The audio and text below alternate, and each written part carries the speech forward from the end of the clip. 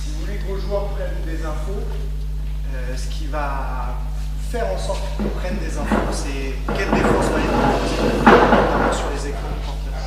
C'est-à-dire que je vais faire les choses parce qu'on m'impose quelque chose. Je ne vais pas faire les choses parce que je les décidais avant.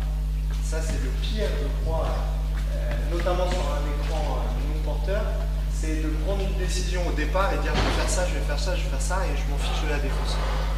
Je pense que c'est l'inverse, c'est briefer énormément la défense, pour obtenir des réponses offensives derrière. Ça marche. La deuxième chose, c'est que je rejoins mon collègue Jordan, c'est que le travail à compte zéro, pour moi, c'est le travail d'expert, de répétition.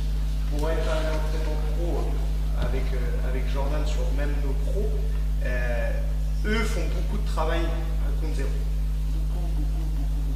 Parce que comme il le disait, ils donnent énormément de sens à ce qu'ils font.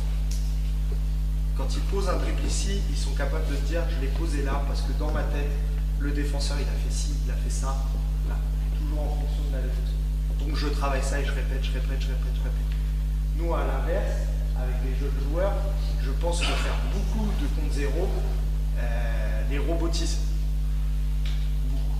Et les aide pas à prendre des infos.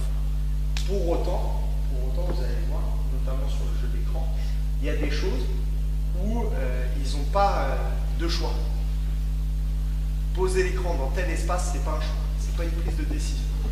C'est imposé, il n'a pas de choix. Mettre de la vitesse, courir, vous allez voir, ils n'ont pas de choix. C'est courir. Donc il y a des choses qui sont imposées, parce qu'autrement on ne peut pas jouer sur les écrans. Ça marche? Je vais essayer de commencer. Vous avez peut-être des questions là-dessus? Non, ça va. J'essaie de ne pas être redondant avec eux. On y va tout de suite en place avec les situations. Vous allez comprendre. Moi, souvent, je ne dis pas qu'on ne fait pas du compte zéro sur les écrans de porteurs. On en fait ça. Donc souvent, je vais commencer plutôt par ça. Vous allez mettre par une colonne ici avec ballon. Et vous mettez deux colonnes à base sous celle en bas. Au niveau des flancs. On va démarrer là. Première situation, et pareil, pour vous dire, là ici c'est mon écran, j'ai un attaquant, un défenseur. Un attaquant ici, si le ballon il est là-bas, vous allez mettre comme ça. Et la situation elle est simple, je suis pris pour prendre l'écran là-bas, l'opposé des autres, court. Et moi, je donne une seule consigne en défense, tu es obligé de suivre. Tu n'as pas le droit de passer au-dessus de la chaise. Et on joue un combat autour de ça. Vous êtes chaud, on y va. On les laisse se débrouiller. Et pour l'instant, j'ai juste imposé une défense et une débrouille autour de ça. Allez, go. Allez, quand tu veux. Oh, bougez. Voilà. Et go. Le coup, passez par deux, chaque fois là.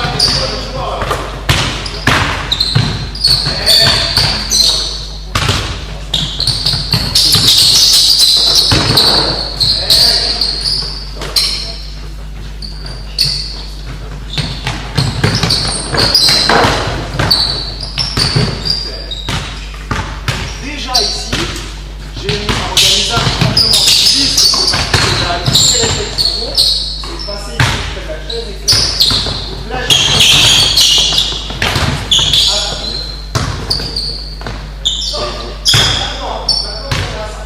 Maintenant voilà ça. La dernière situation pour moi elle est très intéressante parce qu'elle se joue au départ sur l'écran non portable. La première chose, c'est que mon poseur d'écran il n'est pas censé bouger. Parce que s'il bouge, moi mes arbitres, offensif, déjà que quand il bouge, il souffle à côté, il le met, offensif. Donc ça veut dire que moi, là j'ai un premier travail à faire. En tant qu'attaquant, mon objectif premier, et ça c'est imposé, j'ai pas le choix. Ça c'est pas une prise de décision pour moi. Passer ici au plus près de l'écran. Dans cet espace-là. Ça c'est pas une prise de décision, c'est imposé. Si vous ne faites pas ça, et on l'a vu tout à l'heure, je passe là, à 3 mètres de l'écran, j'ai rien, il défend, j'ai pas de temps d'avance. Donc ça pour moi, il n'y a pas de prise de décision pour l'instant. Donc la première chose, c'est de travailler pour passer. Par contre, une fois qu'on a fait le job ici, j'ai vu des prises de décision. Curly, très intelligent. Et pourtant, je leur ai pas dit que c'était ça qu'il fallait faire. Ils l'ont trouvé tout seul. C'est bien dissocier qu'est-ce qui est imposé, qu'est-ce qui dépend. Là, ici, c'est imposé de passer près de l'écran. Si vous ne le faites pas, il n'y a pas d'écran, on n'a rien. Par contre, je leur ai pas donné les solutions ici, sur les attaques. Quand ils sont passés, ce qui pour moi est les fondamentaux, ça fait partie des fondamentaux, passer près de l'écran, ils ont trouvé les solutions tout seuls. Après, ils mettent pas le panier, ça, moi, je m'en fiche. Très souvent, je m'en fiche. Parce que je pense qu'ils ne sont pas encore en capacité à faire 10 sur 10 à 3 points sur le tir, par exemple. Ce qui est important, c'est que les réponses soient justes. Et au fur et à mesure des années, quand ils vont se développer, ils vont être plus adroits, ils mettront plus de paniers. Les réponses sont justes. Ça marche? Je change la défense ici, on reprend la même chose. Cette fois-ci, la plus droite, on va passer au-dessus. Au-dessus des coups. Et vous trouvez des solutions. Ça marche? Allez, go!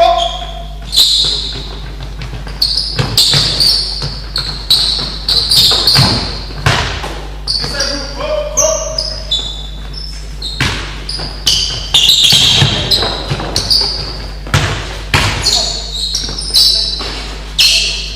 Allez, je passe.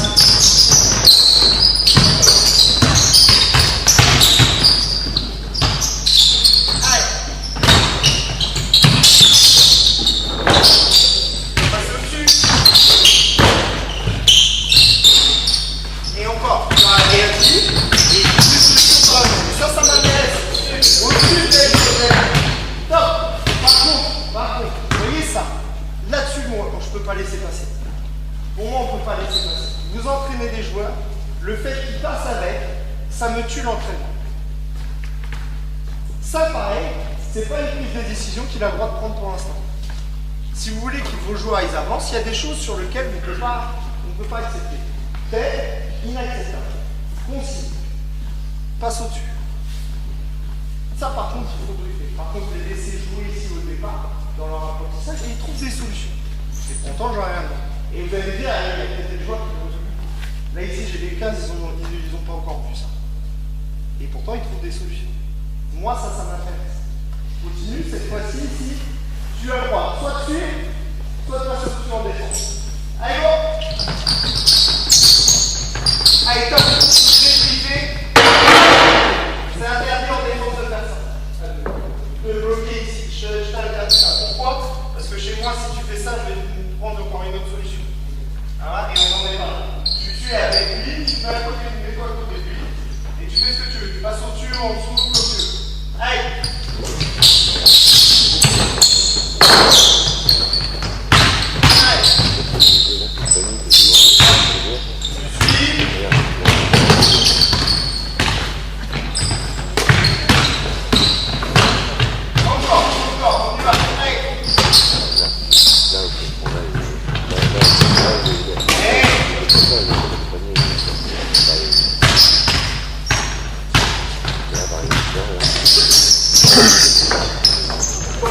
Panier.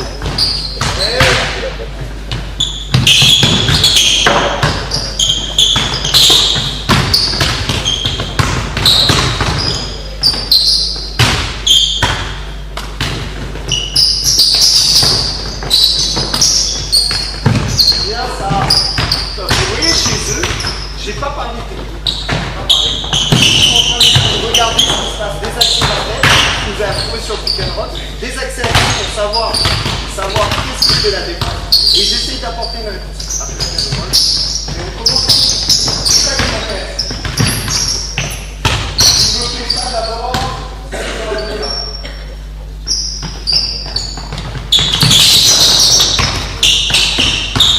Maintenant, j'ai des par rapport à ça, qu'est-ce qui m'intéresse? Tu commences à prendre des informations. Maintenant, mon rôle d'entraîneur, c'est plutôt de leur dire à quel moment ils prennent les informations. À quel moment? Là, ici, par exemple, je défends ici. Je pars. Là, j'ai une information à prendre. Pour moi, ici, sur l'écran du compteur, c'est est-ce qu'il est à la ramasse, il est loin, ou est-ce qu'il est avec moi? Ça, c'est la première information que je dois avoir. Parce que ça en change des choses par rapport à l'écran. c'est loin. Moi ici, je ne vais pas me poser de questions, je vais plutôt aller me planquer derrière l'écran. Parce que je vais agrandir l'espace. Et là, j'agrandis l'espace après derrière pour jouer. Ça marche? S'il est avec moi, c'est une première.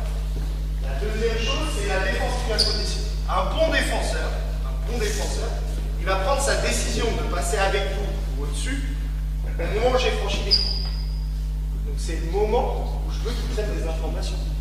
Très souvent, les jeunes se plantent parce qu'ils regardent ici, ils disent ah, il est avec moi, il est avec moi, il est avec moi. C'est bon, ils ne prennent plus aucune information à ce moment-là. Et je suis glisse au dernier moment. Ça marche? Donc maintenant, mon rôle, c'est de leur dire timing de prise d'info au dernier moment. Deuxième rôle, c'est essayer maintenant d'avoir les plus gros avantages. Je m'explique.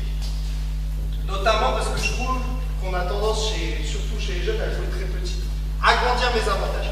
Ça veut dire quoi?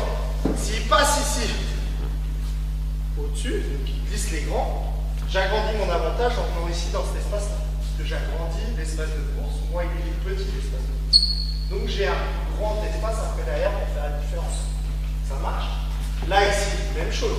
Je tape dans l'écran, je vais chercher à aller loin pour agrandir ici encore mon avantage. Parce que plus je vais serrer, et en plus c'est une aberration parce que correspondait à 2, il y a quand même un défenseur en plus. Si je suis serré, je n'ai rien à voir. Donc agrandir les avantages. Même principe ici que sur les écrans. Ici, porteur, c'est la même chose. Donc vous essayez de faire attention à ça. Prendre la décision, prise d'information au départ, prise d'information ici, on garde sur la même chose, et vous essayez d'agrandir les avantages pour pouvoir atteindre. Allez, go!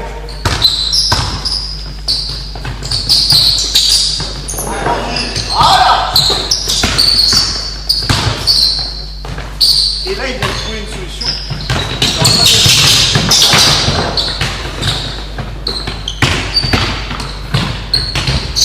Encore.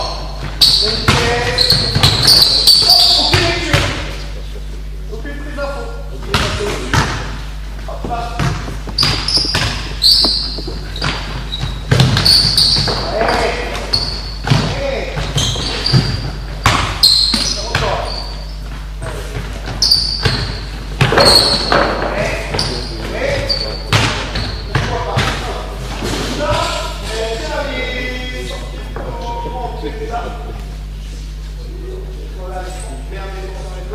Peut-être mettons en rotation. Et aussi, rotation. Vous rentrez par deux à chaque fois. Vous rentrez par deux. Sans ballon. Ouais, quand tu poses l'écran. Tu vas mettre, pareil. Oui, la défense. Tu as toujours le choix de passer au-dessus en dessous. Soit ici, tu as deux choix ici en défense. Soit ici, de montrer ici en gardant le contact là. Soit ici, de laisser un espace en protégeant la main. D'accord? Ici, tout. Au lieu de jouer. Et je demande ici la même chose. La seule chose qui change, c'est toi. Prise d'information, elle va être sur qui? Sur le défenseur, ok? Et surtout, qu'est-ce qu'il faut que tu regardes? Ouais, on va essayer de sortir pour pouvoir jouer. D'accord? Et agrandir la distance. Tout plus de ça. Ça marche? Poser des grands gens. Parti.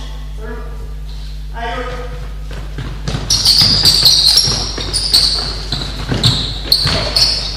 Là, il m'a fait mon pot de fleurs. Mon pot de fleurs. Là, ici, on fait ça, je trouve quelque chose avec toi pour être encore un cap. En respectant le jeu. On recommence. Parce que la prise d'info, c'est aussi pour lui. Les deux joueurs ont une prise d'info. Ce qui n'est pas négociable, c'est l'espace dans lequel il y a l'écran et de poser un écran. Et après, derrière, il trouve une solution. Go.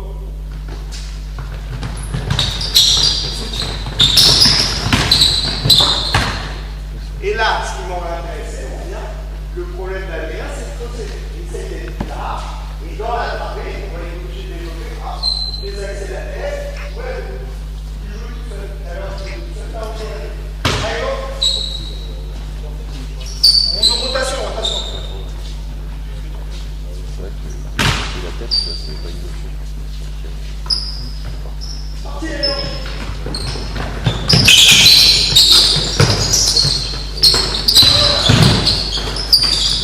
C'est pas mal au début, il y a encore.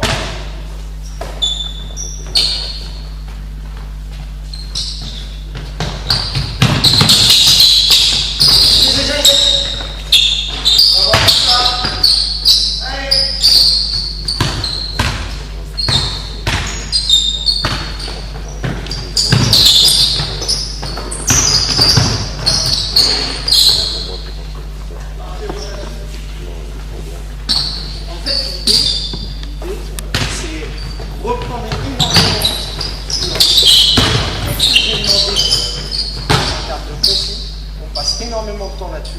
C'est-à-dire quel contexte je veux instaurer au départ sur ma chose. Jouer les gars. Et par contre, j'ai laissé et savoir qu'est-ce qui a marché, qu'est-ce qui n'a pas marché, là où est-ce. La deuxième chose qui est importante, c'est qui vous êtes. Restez dans votre vie. Je suis un gros shooter. Et je vais toujours peut-être qu'on est là pour avoir les couleurs, les tirs, pour sortir tout pour un pied. Je ne suis pas un gros shooter, mais je vais mais ils vont être agressifs. Qui je suis et quelle défense est.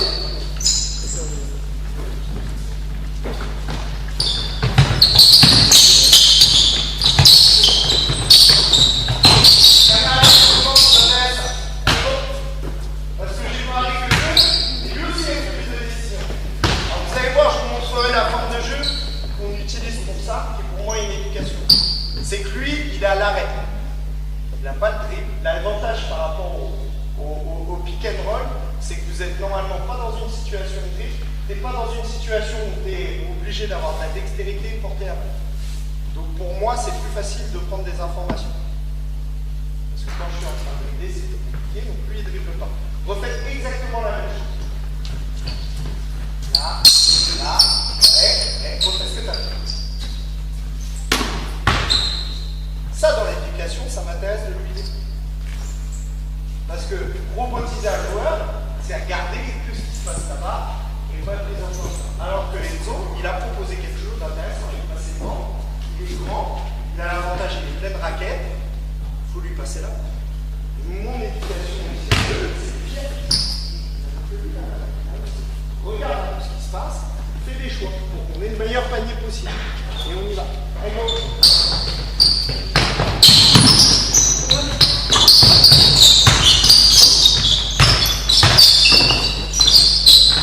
Allez, que ça m'intéresse d'avoir mon bébé qui va passer dans l'espace. On va avancer. On met un nez en service. Un offenseur là. Go. On se en place. On fait avancer un petit peu la situation. Toujours pareil. Première situation, tu passes au-dessus, en dessous. D'accord. Toi aussi, tu peux te montrer pour rester collé à ton joueur, pour donner de la lecture. Et toi, tu auras deux options. Tu peux venir aider ou rester collé. D'accord. Rester collé à ton joueur. Et vous débrouillez avec ça. Allez, go.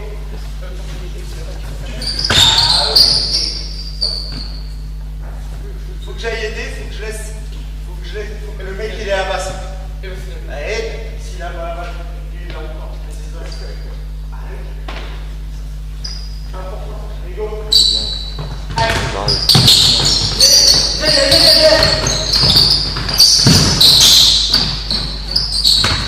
Encore. Essaye de mettre la place dans ton timing, mais un joueur de l'enfant, il est une expression. Allez, go. Rotation. Allez.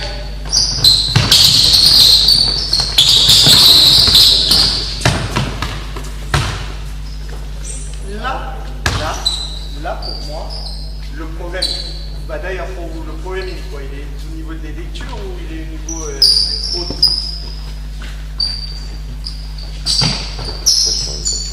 Non, vous n'avez pas? Pour moi, le problème ici, il est technique. Parce que les lectures sont bonnes. Les joueurs sont bons. Et c'est à partir de ce moment-là où moi, tout ce qu'on va travailler avant va m'aider. C'est-à-dire qu'il faut déjà qu'ils aient ça, les lectures sont bonnes, mais là-dedans, on ne peut plus faire la différence. Parce que quel pas quand il est ici, avec pression correctée au ralenti, à chaque fois, là, le timing de passe qui est là, et désaxé, et qu'on n'a plus une passe désaxée, ou une passe qui arrive dans cet espace-là, et on ne veut pas. Là, maintenant, du coup, j'ai un axe de travail, maintenant, avec les joueurs.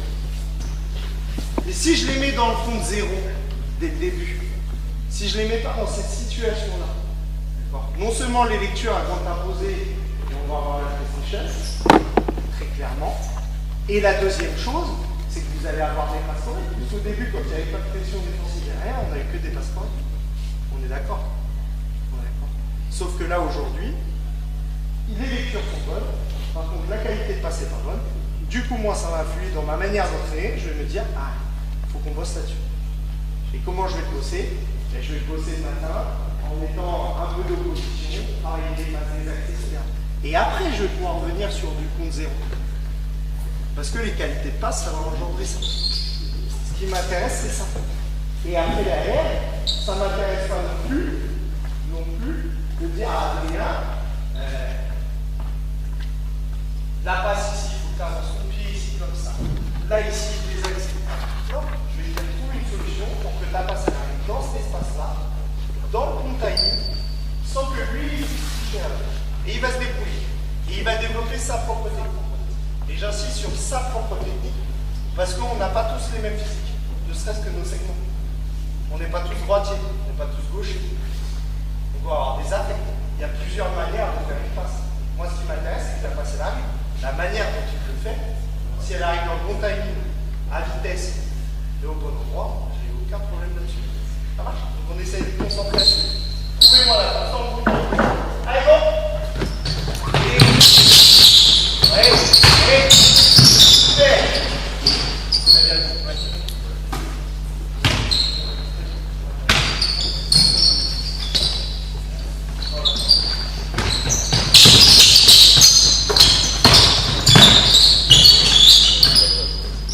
Et je leur ai pas dit comment faire la passe. Et bizarrement, les passes elles arrivent. Je leur ai pas dit comment faire la passe. Je leur ai dit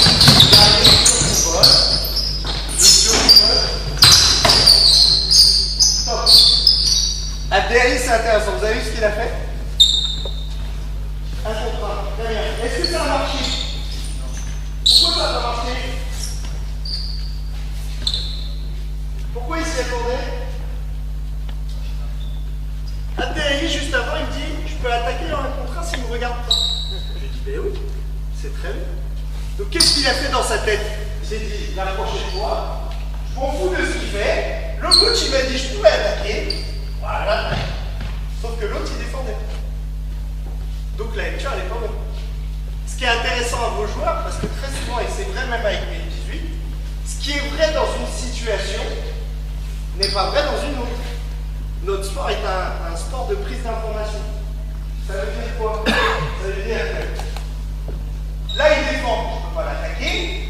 L'action d'après, peut-être qu'il va regarder ce qui se passe là-bas. Là, moi, je peux l'attaquer. Vous comprenez? On ne peut pas prévoir. Et là, votre job d'entraîneur, c'est de dire, oui, je t'avais dit que tu pouvais le faire. Et est-ce que là, c'est bon qu'on le fait? Non, c'est pas bon. La prochaine fois, regarde. C'est pas vrai.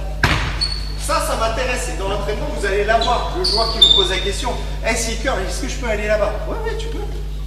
Puis l'action d'après, vous êtes sûr à 90% qu'il va le faire. Alors que l'autre, il va faire une autre défense. Et là, votre job, c'est de dire, ah oui, je t'ai dit oui. Mais c'est oui s'il fait ça. Qu'est-ce qu'il vient de faire? Ah, ça. Donc, qu'est-ce que tu peux? Ah oui, non, je peux pas. Et ça, c'est des questionnements que vous devez avoir avec vos joueurs. Qu'est-ce qu'il vient de faire? Ah, oui, je peux pas. Ça m'intéresse. On y va, on rajoute le tien à une doublette en arrière. Allez, go. Vas-y, et moi, vous êtes là ici. Et contrôlez. Il y a le premier écran, ici. Donc, il est vas-y, hop, et moi, je te demande après de sprinter ici. Ça marche? Écran, ouais. Tu connais. Ici, dans cet espace-là. On joue toujours autour du cœur. Ça marche. Et tu me trouves une solution. Trouver des solutions autour de ça. Tu es obligé de suivre. Allez, go. Et vous jouez. Et là, je rajoute des joueurs. Donc, il y a plus de solutions, plus prise d'informations à avoir. Et ils se débrouillent. Allez, go.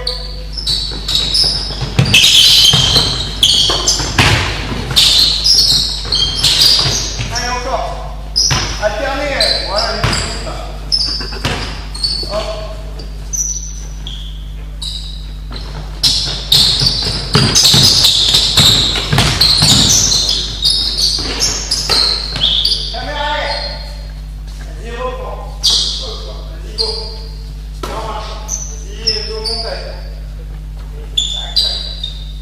Hop, t'as eu la balle. Pose un problème aux défenseurs. Posez les problèmes aux défenseurs. Posez les problèmes.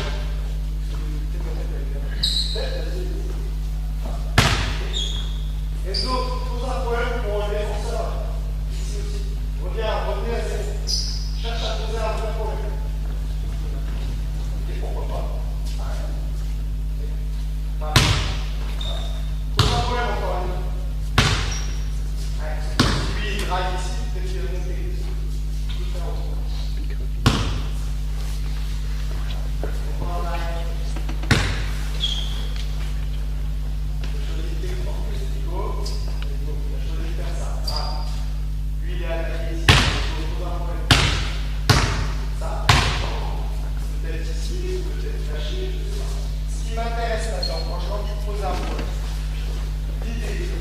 contrairement à tout à l'heure où t'es spectateur. Les spectateurs, je suis là, là je vais t'éliminer. Là ici, tu tournes quelque chose. Là il décide de switcher, tu dois interdire de switcher. L'importance de briefer les défenses. Si je leur interdis de switcher, c'est plus la même chose. S'ils switchent, c'est plus les mêmes choses. Donc là, interdit de switcher, posez le problème. Vas-y, go. On commence. Interdit de switcher. Et tout est fait, c'est par les défenses. Si vous ne parlez pas défense, c'est pas intéressant.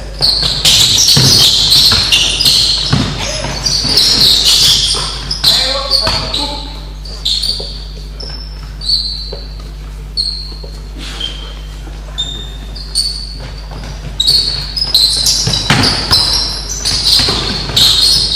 Moi j'ai une question. Depuis tout à l'heure, on voit le cœur et les gars ils vont au tir. Comment tu fais pour développer autre chose?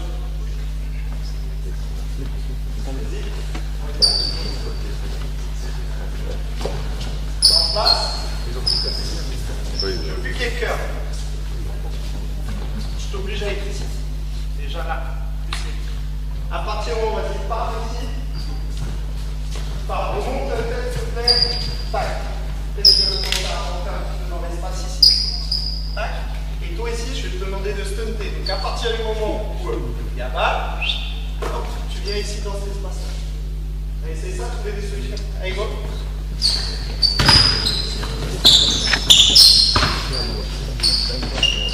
Montre-toi.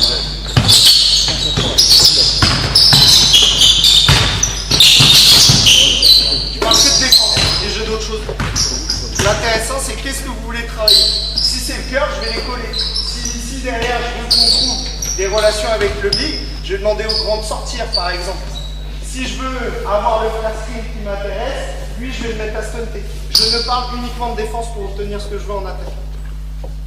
Après, j'aurais pu dire, pas parler de défense, je peux pas parler de défense, faire sortir les mecs et dire, bah ouais, mais là tu cœur, sauf que je veux que tu aies la passe au grand, là, ici, dans cet espace-là. Inintéressant. Inintéressant pour moi. Parce que là, j'en fais des robots. Là, j'en fais des robots.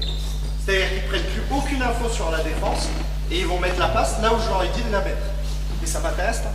Parce que ce qui est vrai ici, le week-end, quand vous jouez des équipes, la réalité, c'est qu'ils vont proposer une défense, si ça se trouve, complètement différente de ce que vous faites toute la semaine. La deuxième chose, je vous explique par exemple la Coupe de France. J'ai regardé moi Orléans. Je joue à Orléans. J'ai regardé Orléans. La réalité d'Orléans, sur un match, je les vois stepper. Sur un autre match, je les vois switcher. Si moi je leur dis à mes joueurs, dans la préparation de match, toute l'année je travaille en disant oui, bah, tu curles et puis tu mets le ballon ici. La réalité, c'est que quand ils vont changer de défense pour me scouter, mes joueurs ils vont être perdus. Ils vont se dire qu'est-ce que je fais là-dessus? Ou alors on fait ce que tu nous demandes, mais on perd ballon sur ballon. Moi, ce qui m'intéresse, et je leur dis, et on les éduque nous à ça, que ce soit sur le pick and roll ou sur les écrans de porteur, c'est tu as plein de solutions. Qu'est-ce que tu fais si la défense elle fait ça? Qu'est-ce que tu fais si la défense elle fait ci? Et du coup, le week-end, très clairement, même si de temps en temps on apporte des choses tactiques, mais quand les équipes elles changent de défense contre moi, mon job, en tant que coach, parce qu'ils ont besoin de ces jeunes joueurs, c'est de dire hey, ils ont changé, ils font ça, qu'est-ce que tu fais maintenant? Et ils se débrouillent.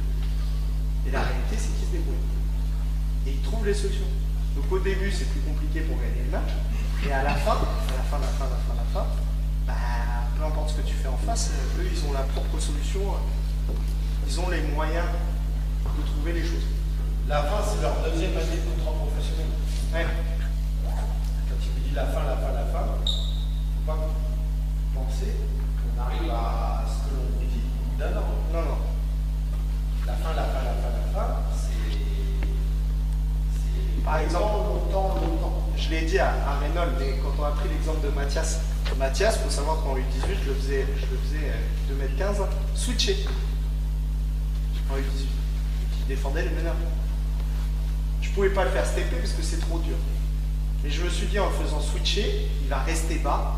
Et en fait, il va développer des choses en termes de latéralité et de dissuasion qui vont l'aider quand il va basculer pro et qu'on va lui demander un drop ou un stretch et de protéger la maison. Donc pendant 3 années, j'ai dit on switch avec lui. On switch. Et après, derrière, il arrive, et c'est à peu près quand même. Et on a encore du boulot. Mais ce qui peut le plus, peut le moins. C'est toujours un peu la même chose. Et c'est surtout qu'il y a des choses qui prennent du temps et qui, je vous le dis très clairement, moi en U18, j'aime la compétition, je suis compétiteur aussi, mais bon, je ne suis pas prêt à tout pour gagner les matchs le week-end. Je ne suis pas prêt à avoir un joueur qui joue 0 minutes pour gagner le match le week-end. Pour moi, c'est presque aberrant. Donc autant vous dire que sur les équipes régions, quand je vois des mecs qui ne jouent pas en jeune, moi ça me rend fou. C'est un message au passé, ça me rend fou. Ça me rend dingue. C'est mon coup de gueule à moi, mais moi ça me rend fou. Tous les joueurs que vous avez ne sont pas destinés au très haut niveau, ils sont là avant tout pour s'amuser et ils doivent passer du temps sur le terrain le week-end. C'est leur seule récompense qu'ils ont. Donc vous imaginez bien que moi en centre de formation, en U18, quand je prends 10 joueurs, je ne vous dis pas que le 10e joueur il joue 25 minutes, hein, c'est faux. Hein. Mais quand je prends 10 joueurs, le 10e joueur, non seulement il a doublé la veille avec ses copains au cas des régions, et avec moi, il est sûr de jouer au moins 5 minutes, minimum. Et je parle ça en U18 France. Même si de temps en temps, je vous le dis, ça m'empêche peut-être de gagner beaucoup ou ça me fera perdre un match. C'est pas grave. C'est pas grave, c'est de la formation. Et si je veux que les joueurs deviennent pros un jour, il faut qu'ils passent du temps sur le terrain. À tous les âges. Je vous le dis parce que vous êtes entraîneur de jeunes et que je le vois trop souvent le week-end, parce que je regarde quand même des matchs, où je vois des gamins en U13, en U15 régions, qui passent leur temps et qui jouent 1 minute, ou qui ne jouent pas du tout. Et je trouve que c'est pas acceptable sur ces jeunes joueurs. Si vous voulez qu'ils se démettent. Moi, en espoir, il y en a qui jouent 0 minutes. Ouais. C'est parce que c'est une éducation. C'est pas la même chose. L'éducation, elle vient. Et puis, Les joueurs, notamment les U18 du Go, quand ils montent avec moi, c'est déjà une récompense de faire des changements avec les matchs espoirs. ce qu'il faut Comme l'espoir, c'est déjà une récompense de faire des changements avec les pros et d'être sur le des pros. C'est déjà une récompense d'être là. Ce qu'il faut comprendre, une éducation, c'est que les gamins jouent. Voilà, leur faire comprendre quand même. L'étape dessus, elle n'est pas gratuite. En U18, on le fait parce qu'on peut leur donner de la confiance. L'étape dessus n'est pas gratuite. Mais ce que je veux dire, c'est qu'on peut se permettre tout ça, parce que la réalité des joueurs espoirs qui ne jouent pas en espoir, des U18, c'est des U18 qui jouent en U18. Je le dis parce que s'ils viennent voir jouer les espoirs, mais ils le jouent en U18. Ce que je veux dire, c'est que nous, en plus, on peut se permettre que... je peux me permettre qu'en U18, mon 10e, il ne joue pas. Très honnêtement, je peux me permettre parce qu'il a joué en U17 la veille. Je peux me permettre. Moi, je me dis que c'est encore trop tôt à son âge de le... Vaut mieux pas le prendre. Vaut mieux que je joue à 9. Moi, la récompense en U18, la réalité, c'est que j'ai pas 10 U18, j'en ai 12 ou 13 et que j'en prends que 10. Et que les autres jouent en cadet région. Et que même le 10e joue en cadet région. Donc je peux me permettre de dire je prends pas. La réalité en espoir, c'est qu'il pourrait se dire on n'en prend pas, il prend. Et certains ne jouent pas, mais parce qu'ils jouent en U18. Ce que je veux dire, c'est que vous, je ne pense pas que vous soyez dans ces cas-là. Quand je vous vois sur vos équipes régions, je pense que les 10 qui sont là, ils n'ont pas un deuxième match avant qui peut vous permettre de dire c'est pas grave s'ils ne jouent pas.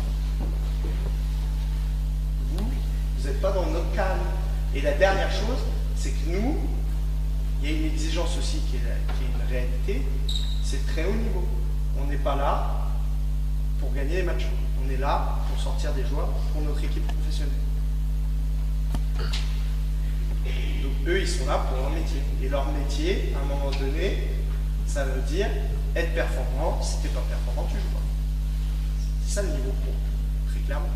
Donc nous, à un moment donné, il faut quand même qu'on les prépare à ça, dans l'optique de formation. Et je pense que espoir, c'est le meilleur niveau pour commencer vraiment à parler de performance. Parce qu'ils ont 3 années de vécu en U18, ils ont des habilités techniques qui leur permettent d'être performants. Parce que les a pas, je ne vois pas pourquoi je peux t'imposer d'être performant. Et quand je parle de vos jeunes joueurs en U13, en U15 régions, si votre seule exigence c'est la performance, la plupart de vos joueurs n'ont pas les habilités techniques pour l'être. Ils n'ont pas les habilités techniques pour l'être. Nos mini-France, ils entraînent souvent. Je leur dis, et je parais pour un fou quand je vois mes joueurs, je leur dis, mais je m'en fiche que tu mettes des tirs ou pas. C'est ce que tu as fait les bons choix. Parce qu'aujourd'hui, excusez-moi de l'expression, tu as un corps de lâche, tu es comme ça, tu fais 1m20, peut-être que plus tard tu feras 2 m, 110 kg, et là pour le tir, par contre, tu pourras être à droite, parce que physiquement, tu seras apte à être à droite. Pour te démarquer, ce sera plus facile, parce que tu seras apte. Pour mettre des lay-ups avec contact, tu seras apte physiquement à le faire. Donc si tu es apte physiquement à le faire, voilà. Le tir, on l'aura travaillé, ta mécanique elle sera en place, tu seras apte à mettre des tirs. Donc je vais te juger sur ta capacité à mettre des tirs. Aujourd'hui, chez les jeunes, jugez-les sur leur capacité à faire les bons choix. Est-ce que vous avez besoin que j'aille plus loin sur le terrain, sur les écrans de porteur ou pas? C'est assez clair. Ouais. Je vous montre juste, parce que ça paraît important. Nous, c'est pas parce que je leur laisse le choix, d'accord, que les réponses, je les ai pas en fonction des défenses. Et qu'on leur fait pas travailler. Ça marche? Qu'on leur fait pas travailler. Je vous montre un exemple. Quand ça glisse, vas-y, et l'écran, et ici, et on pose le après. Comment nous on joue? Ça glisse ici. Tu passes au-dessus, je contacte. Moi je demande à mon joueur, ça glisse, j'agrandis l'espace. Ça c'est la première. D'accord? Et après pour moi, ils ont une prise de décision à avoir. La réalité c'est que si je ne suis pas un gros shooter, rester ici et avoir la balle ici, c'est peut-être pas le plus intéressant. Par contre, il y a quelque chose qui m'intéresse. Vas-y, toi flasher. Flash dans l'espace, pas dans le là ici. Le poste haut ici, là ici. Et là, qu'est-ce qui se passe sur le joueur? C'est qu'il avance sur moi. Si tu avances, tu reviens sur moi. Si tu reviens sur moi, pas que je parte dans cet espace. Là, j'ai gagné un avantage. Je ne suis pas un gros shooter, j'ai gagné un avantage. Ah, là ici. Si lui, il a l'arme, j'ai marqué 2 points. Si lui, ici, vient sur moi, on va avoir une décision. Et là, j'ai imposé quelque chose en prenant en compte le fait que mon joueur n'est pas forcément un gros shooter. Quand je vous dis que ce qui est important, c'est la défense, oui, mais qui je suis. Là, ici, c'est un gros shooter. Et après, il y a des équipes qui sont amusées à faire ça. Je vous le dis parce qu'on le fait et on est scruté. Et je vais vous montrer ce qui s'est passé pour les joueurs. Il y a des équipes qui sont amusées à se dire, c'est pas un shooter, vas-y, glisse, bah, tu restes en haut. C'est pas un shooter, je laisse là et flash ici. Vous avez vu? Donc on s'est retrouvé dans ces configurations. Et mes joueurs ils sont éduqués à ça, j'ai fait ça, je prends pas de tête. Mon intérieur il a vu ça, et je vous jure c'est vrai, puisque j'en ai pas parlé. Mon intérieur il a vu ça, mets-toi à ma place là dans le corner. Il a vu cet espace-là, il a dit ok, vous voulez faire ça. Démarquage, sortir le ballon là, backdoor, 2 points. Je vous jure c'est vrai. Aujourd'hui, on est à ce niveau-là en U18, où ils sont capables de le voir et d'agir comme ça. Et si c'est défendu le backdoor, boum, il y a un backdoor, vas-y, boum, reviens à pleine vitesse, end off, avantage, on se retrouve dans les mêmes situations. Aujourd'hui, on arrive à ce niveau-là. Mais ce niveau-là, on ne l'a pas si je lui dis A, B, C, D. On l'a que si depuis le début de l'année, pendant plusieurs années, attendez, mes premières années n'ont pas ça. Mes deuxièmes années, par contre, non. Mes deuxièmes années commencent à l'avoir. Mes troisième années, normalement, quand ils ne l'ont pas, il est inquiétant et moi, ça m'agace. Vous voyez ce que je veux dire? Mais ils commencent à l'avoir. Parce qu'on les éduque à prendre des infos et à essayer de sanctionner la défense. Et ça, c'est intéressant. Ça, c'est intéressant. Voilà ce que je peux vous dire sur les écrans de portée. La défense. Briefez la défense si vous voulez obtenir des choses. Si vous ne briefez pas la défense, vous n'obtiendrez rien du tout. En tout cas, des choses qui sont fausses ou robotisées. Et la deuxième chose, c'est qui sont vos joueurs. Qui sont vos joueurs. On ne joue pas de la même manière si je suis un shooter, un gros shooter, si je suis pas un mec qui suis très fort dans le tir, si je suis plutôt un mec qui va finir près du cercle, les habilités. Et renforcer. C'est pas grave de ne pas être un gros shooter. c'est pas grave. Il y a plein, si tu as d'autres choses, c'est pas grave, si tu as d'autres points forts. On a Jordi, moi qui est deuxième année cadet, vous pouvez lui laisser les tirs. Il ne va pas trop mettre dedans. Même si on travaille tous les jours pour que ça devienne mieux, il ne va pas trop mettre dedans. Sauf qu'aujourd'hui, autour des lectures, lui par contre, une fois qu'il est lancé, vous n'allez pas l'arrêter et vous risquez de le prendre sur le bateau, sur les decks. Donc du coup, autour de ce jeu-là, même si c'est pas un gros shooter, il fait des dégâts parce qu'il lit les défenses et il se l'approprie en fonction de ses qualités. Et du coup, là, on en fait un joueur super intelligent. Dernière chose, pourquoi on fait comme ça? La réalité, c'est que nous, on n'est que de passage. Et que dans le milieu pro, les coachs pro, vous avez plein de coachs différents qui vont avoir plein d'attentes différentes. Mais vraiment plein d'attentes différentes. C'est-à-dire peut-être qu'un coach, il va vous dire, les lectures, je m'en fiche, je te dis d'aller à un point A, un point B. Ça existe. Ça existe, c'est une manière de faire, moi j'ai aucun souci là-dessus. Et il y a d'autres coachs qui vont peut-être leur demander des informations. Ben nous, on part du principe qui peut le plus, peut le moins. Pour quelqu'un qui est habitué à prendre des infos, faire de A à B, c'est juste facile. C'est presque impossible. Parce que plus on vieillit, plus l'apprentissage, contrairement à leur âge à eux, bah, ça devient compliqué. Les habitudes ont la vie rude. Et quand vous créez des habitudes, après pour les changer, c'est plus difficile. Donc nous, on parle de ce principe-là. Donc tout écran porteur, et j'aurais pu, on aurait pu, parce que je sais que certains, peut-être vous avez des traits, on a le même fonctionnement sur du 1 contre 1, sur comment dire, démarquage, c'est la même chose. Pour moi, c'est la même chose. Si je vous mets un 1 contre 1 global, et plus le 1 contre 1 plus, je vous mets les 1 joueur ici, les 1 là-bas,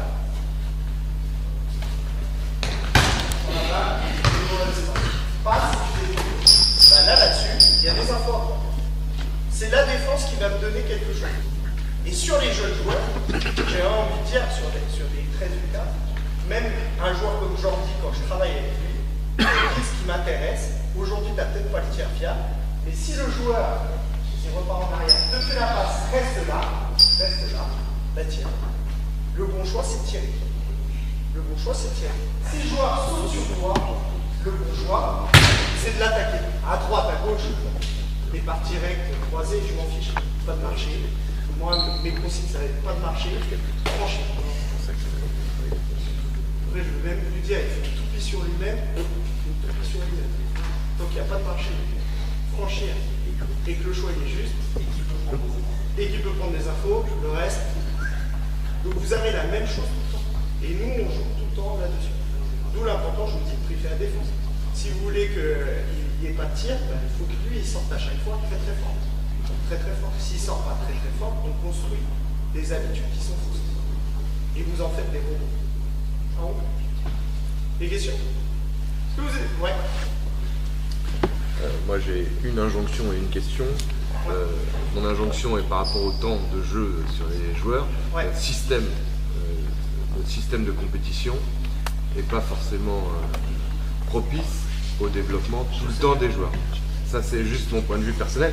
Toi tu sais que tu vas jouer en U18 France, etc. Il y en a qui se battent pour toujours rester au niveau régional. Oui, donc tu es obligé de gagner des fois, même si toi tu choisis pas forcément cette voie-là, tu es quand même obligé de gagner. Je suis d'accord que le système dans lequel vous êtes, il est très bien. Maintenant, je vais dire une chose, c'est que je pense qu'il y a des moments, c'est pas qu'il n'y a pas des moments importants, pas moins importants ou importants dans le match, mais si, il y a des moments dans le match que je pense moins importants. Non, mais fin de premier quart-temps, c'est peut-être un moment moins important. Début du match. Non, mais je suis d'accord avec plutôt que mettre son sac majeur, les mecs les plus forts, avoir un équilibre. Parce que très souvent, c'est ce qu'on fait. Et je dis pas que je fais pas la même chose, mais très souvent, on pense sac majeur, on dit ah, je mets mon meilleur 5 dès le début. Et puis du coup, alors que ce qui pourrait être intelligent, c'est de se dire je vais mettre les 4 meilleurs joueurs avec celui qui joue le moins. Au début des sports, c'est ce que je fais par exemple. Quand je sais qu'un joueur il va pas beaucoup jouer, comment on... C'est intéressant. Et ça lui permet, c'est pour dire, mais généralement, ça va être ma première rotation, il va sortir au bout de 5 minutes. Alors c'est cruel de dire ça, mais c'est déjà 5 minutes de plus. Et généralement, il ne m'a pas forcément mis en péril le truc. Ou en tout cas pas assez en péril. Et puis il est mieux entouré parce que aussi ce qui se passe aussi, c'est de démarrer avec le meilleur 5 et de laisser des moins bons entre guillemets sur le banc. Bah, quand tu rentres dans tes rotations, tu te retrouves aussi avec tous tes moins bons en même temps sur le terrain. Parce qu'il y a une autre chose qui est en contrepartie, et moi j'y crois fortement là-dessus et je m'y tiens, c'est que, à contrario, un joueur qui joue 35 minutes, 36 minutes, c'est une aberration. En jeune. Pour moi, c'est une aberration. Comment voulez-vous qu'un joueur défende, par exemple, sur 36 minutes? Vous pouvez être sûr que s'il joue au lycée qui joue 36 minutes, allez, il va défendre 20 et il y en a 16 où il va choisir où est-ce qu'il a envie de faire des efforts. Moi, ça m'intéresse pas. Parce que quand on regarde en pro, un gros temps de jeu, c'est 25 minutes. En général, je parle en moyenne, je ne dis pas qu'il n'y a pas des équipes pro qui... À part, sortez-moi la NBA qui pour moi qui n'a rien à voir avec ce qu'on propose en Europe. Monaco, quoi. Oui, Monaco, c'est un peu... Une exception, ça c'est très français. Une exception, ça fait la généralité. Non, c'est une exception. Et de Quand on manière... regarde par exemple les stats, vous amuserez à le faire, des joueurs de l'ASVEL en Betclic, les joueurs de Monaco en Betclic. Le plus gros temps de jeu, il doit être à 25 minutes. En Betclic, sur le Rolex, c'est autre chose. Je parle de la Betclic. Sur le Rolex, c'est autre chose. Et parce que Monaco, même s'ils sont premiers, c'est dire ça, mais c'est un petit effectif de Rolex. Ils ont 12 joueurs. Là où certaines écuries ont 16 joueurs. Donc, en guillemets, les rotations de Monaco, c'est pas les rotations de Real de Madrid ou de Barcelone. Et ce que je veux dire, c'est... Au moment où il tient, je suis pas sûr qu'il tienne toute la saison. Ce qui est intéressant, c'est d'apprendre à votre joueur à être performant sur 25 minutes. Votre meilleur joueur, s'il peut être performant sur 25 minutes, je pense que votre équipe peut être performante là-dessus. Mais après, encore une fois, je comprends, Reynold, tout à fait ta question. L'imposition, moi j'ai un peu la même. Il faut que je me qualifie en poule haute, en première phase. C'est là où je suis le moins prêt. C'est là où je peux plus faire jouer les jeunes parce que le niveau d'opposition est le moins élevé. Et il faut que je me qualifie en poule haute quand même. J'essaie quand même de le faire. La réalité, c'est que moi, mon meilleur joueur, c'est David Simonovic. Il a sa ligne de stats en U18, c'est 31 déval. La réalité, c'est 31 déval pour 26 mois, je crois. Ça doit pas être loin de ça. Ouais, je crois qu'il a 23 points, 23. Vous voyez, c'est quand même... Et il n'a pas dû jouer plus de 25 minutes avec moi de toute la première phase. Il n'a pas joué plus de 25 minutes avec moi. Mais parce que je me suis dit, si lui je le fais jouer 35, bah les autres intérieurs ils jouent. Et si je ne les fais pas jouer, je ne les développe pas. Par contre, lui, je lui ai appris à être performant sur 25. Et il arrive à être performant. Je ne suis pas sûr que si je lui donne 30, il fait beaucoup plus. Il ne fera pas beaucoup plus, il sera fatigué. Donc ça s'éduque aussi à être performant sur un temps de jeu assez. Vous êtes... mettez-vous à la place aussi des parents et des jeunes. Ils ne sont pas tous là pour être à très haut niveau. Ils sont là pour se faire plaisir et s'amuser. La seule récompense qu'ils ont, eux, parce que dans la tête d'un gamin, et vous avez été jeune à la place, la seule récompense qu'on a quand on fait du basket, c'est de jouer le week-end. Ne dites pas le contraire. C'est pas l'entraînement, c'est jouer le week-end. Donc si vous ne les faites pas jouer, et ça, j'en profite de vous le dire, parce que je vous dis, je l'ai vu assez, et ça m'a toujours un peu heurté, ce petit truc. Voilà. J'ai juste, pour finir, je voulais vous en parler tout à l'heure, et je l'ai oublié, c'est pour ça que je me permets de le faire maintenant. Par rapport au rythme, à la vitesse sur demi-terrain à laquelle vos joueurs ils vont jouer. On entend beaucoup plus vite, sprint, etc. Moi, je crois réellement qu'il y a un vrai rapport entre le nombre d'informations que vous allez demander à traiter et la vitesse d'exécution. Plus vous allez demander de traiter des infos, plus il faut accepter que la vitesse d'exécution, elle baisse au départ. Okay, et après, l'expertise, c'est d'augmenter la vitesse tout en gardant la qualité de prise d'information. Si vous regardez l'exercice d'Hugo, au départ, l'écran de mon porteur, ils le prennent presque en marchant. Ils sont là, ils regardent, etc. L'expertise, après, c'est de garder cette qualité de prise d'info. Et vas-y, maintenant on envoie la sauce, on sprint. Mais si vous demandez aux gamins tout de suite sprinter, prendre des infos, c'est trop compliqué. Donc il faut accepter au départ que l'intensité à laquelle vos joueurs se déplacent et à laquelle ils jouent, elle baisse. Plus vous allez mettre d'infos, plus ça va baisser. Donc je fais un parallèle par exemple avec le jeu rapide. Plus vous allez donner d'infos dans le jeu rapide, naturellement, moins vous allez avoir de jeu rapide. Ok? Je pense de l'expérience que j'ai, de travailler comme ça, plus on met d'infos, plus le rythme des choses baisse. C'est pas grave.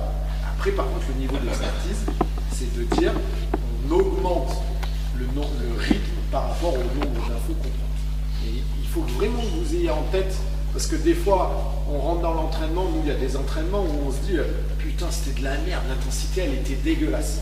Même nous, on se le dit. On se dit putain, c'était nul aujourd'hui. Puis avec le recul, on se dit putain, mais attends, on a mis un nouveau système, ils étaient en découverte, c'est un système où il y a énormément de lectures. Et c'est juste que pour le moment, ils ne sont pas capables d'aller plus vite.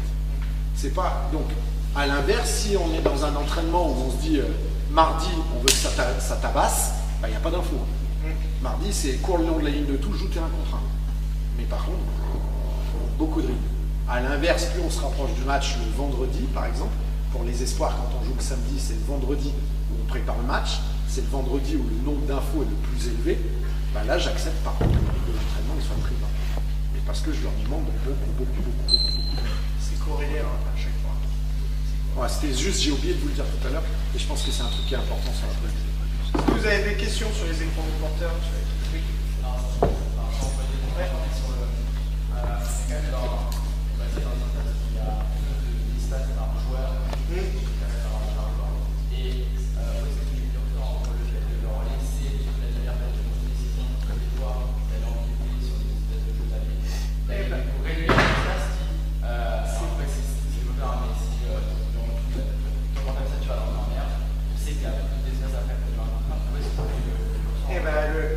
C'est au corps de la prise d'information.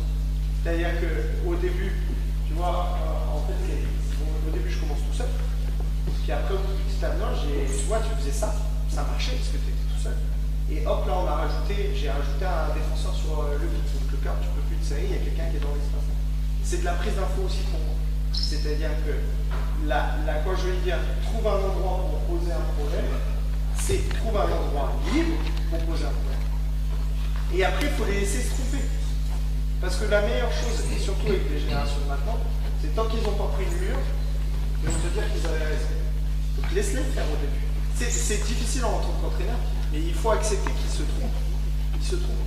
Et puis au bout d'un moment, ton rôle, ça va être de dire, regarde, tu vas là, mais à chaque fois que tu vas là, il y a ton copain là. Donc qu'est-ce qu'il fait le défenseur? Le défenseur, il fait quoi? Il défend le joueur. Donc est-ce que tu penses que c'est là où tu vas avoir le meilleur avantage? Ah non. C'est où? Il va se déplacer.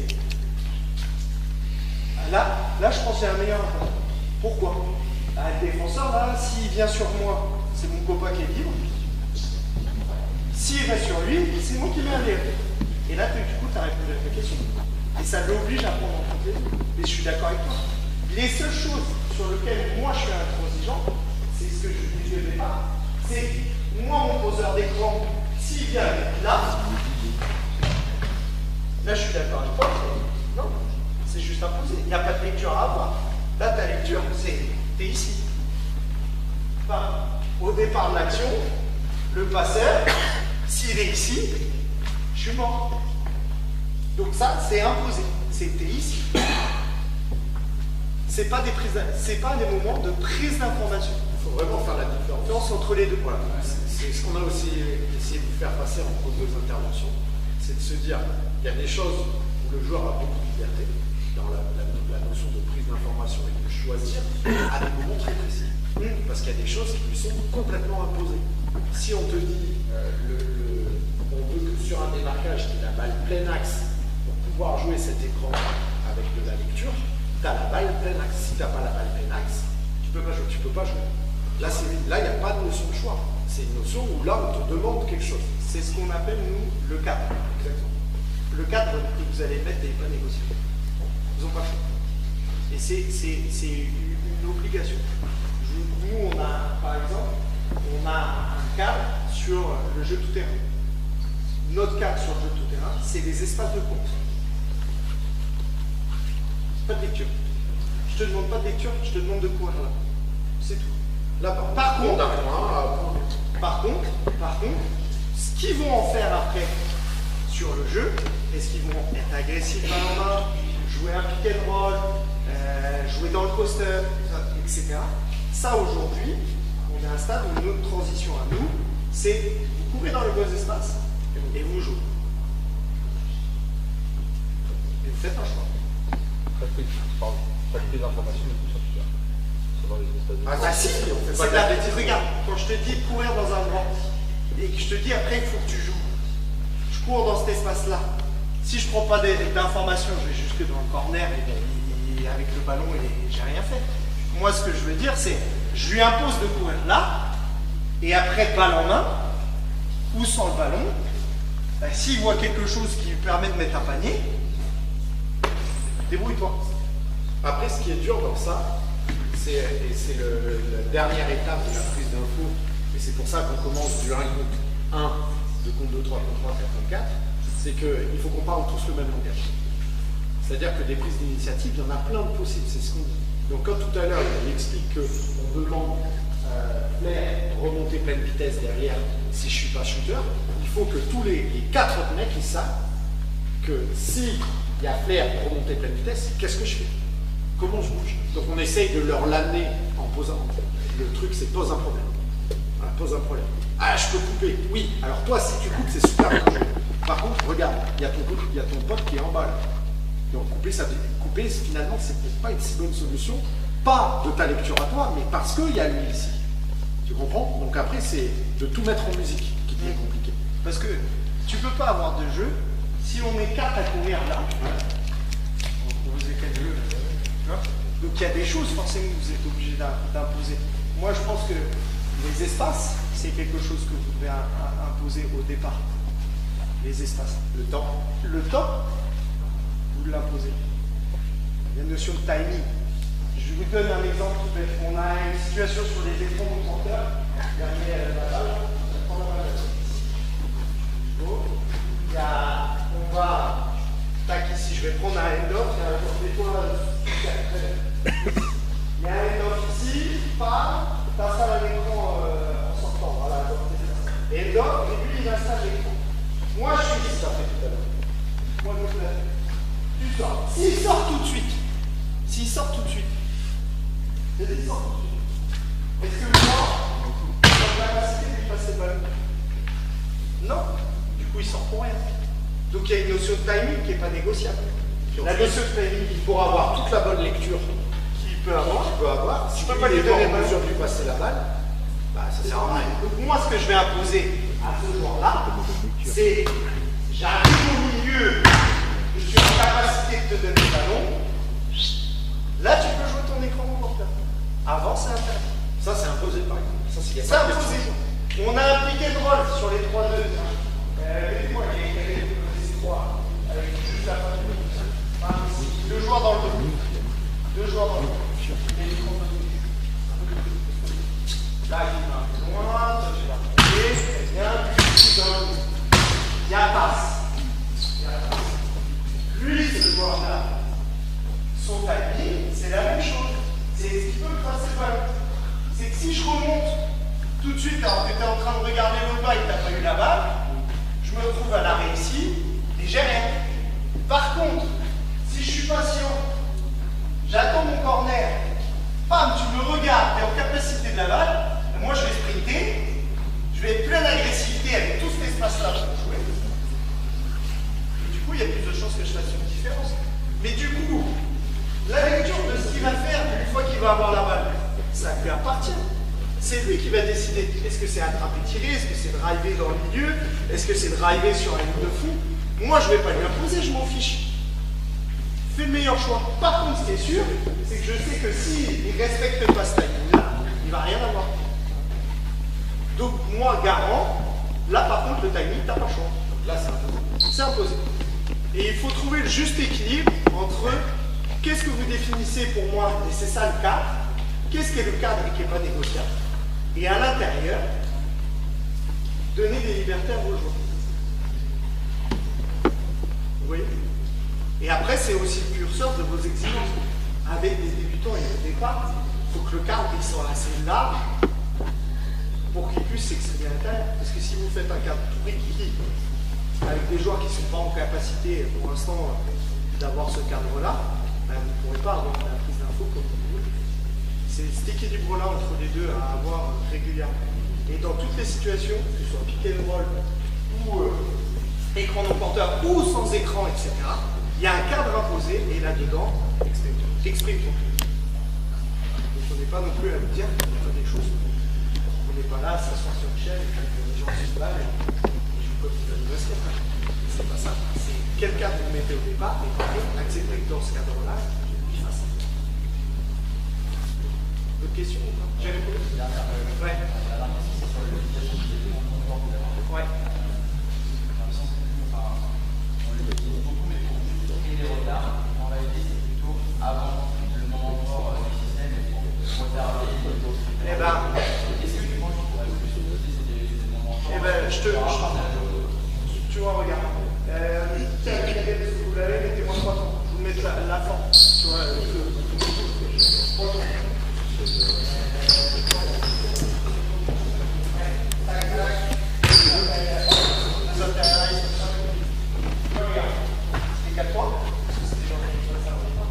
Tu vois, par exemple, ce stagger-là, si vous montrez, lecture. En tout cas, très bien. Celui-là, il me sert juste, tu vois, regarde, juste à avoir le ballon dans cet espace-là, avec un temps d'avance, sans qu'il ait de pression, plus que ça, sans que ce soit difficile pour démarrer. Et un par contre, ici, lecture. Ce cadre-là, lecture. Et après, je vais répondre à ta question aussi. C'est écran porteur, écran non porteur ne sont que là pour créer des armes. On demande aux joueurs de bien discuter de quel rôle ils défendent. Tout dépend de l'équipe. Par exemple, regarde. Je suis d'accord avec la tendance parce que c'est en pro et que la pression physique est devenue tellement importante. C'est compliqué. Donc on va mettre un écran non porteur pour faciliter ça. Mais nous, par exemple, sur ce système,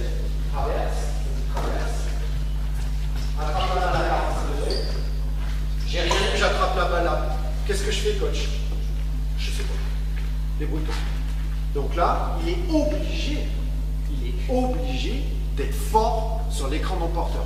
Par contre, si je veux pallier à ça, je te dis n'importe quoi, je te prends une continuité que j'en ai. Dès qu'il touche la balle, j'attends le ballon.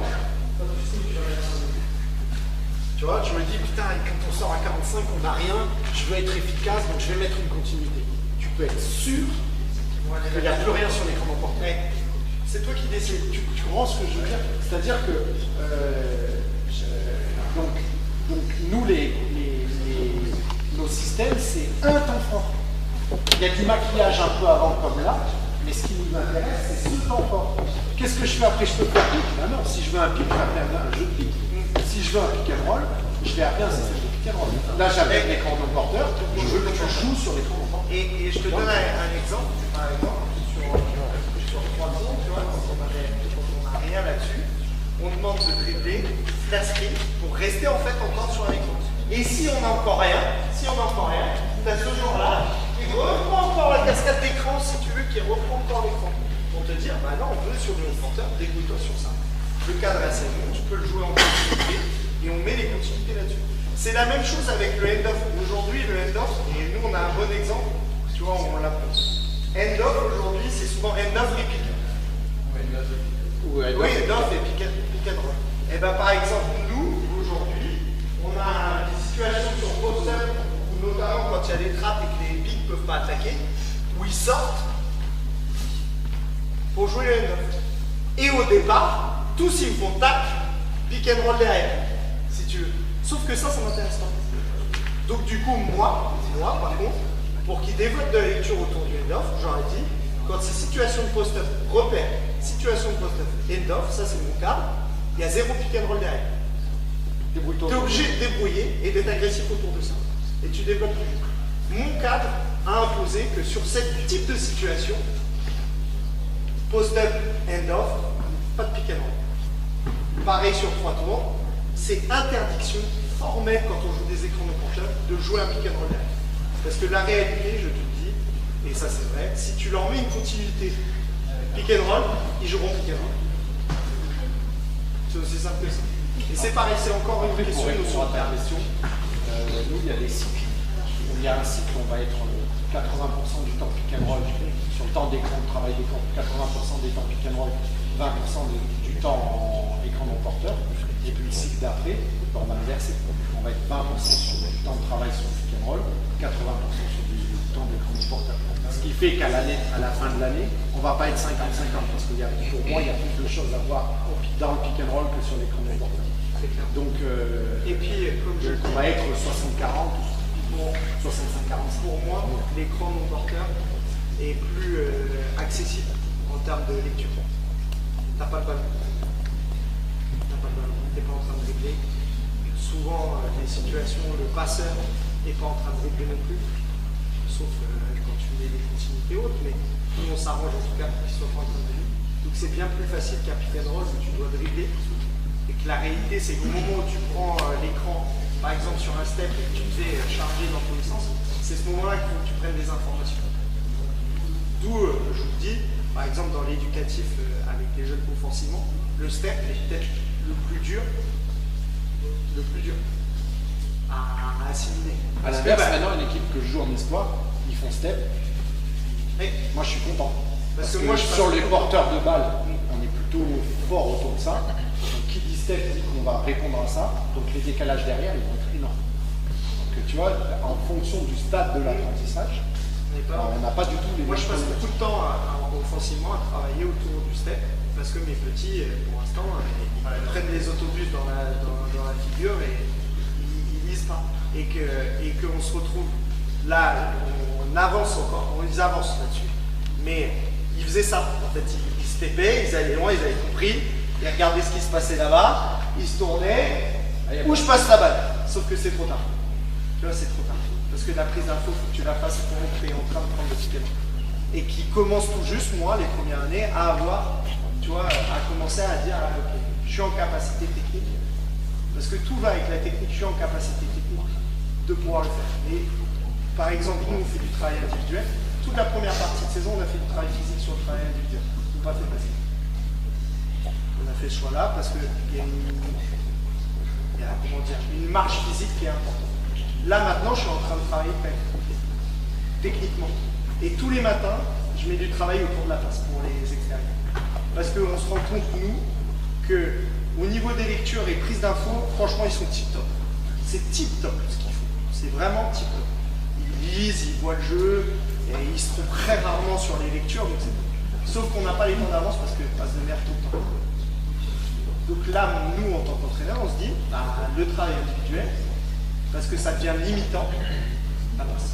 Par contre, vu qu'ils ont 6 mois de collectif sur ce qu'on demande, quand ils font devant une chaise, parce qu'ils font aussi devant une chaise, je n'ai pas dit qu'ils ne faisaient pas, mais par contre, on leur dit, bah, c'est rouge, recule, cours et tourne ta tête, j'ai pas besoin de dire plus. Tout de suite, ils se disent, ah, ok, ça correspond à ça dans le jeu, je suis capable de. Ça pour regarder. Par exemple, je fais du 5 contre 0, parce que j'en fais du 5 contre 0.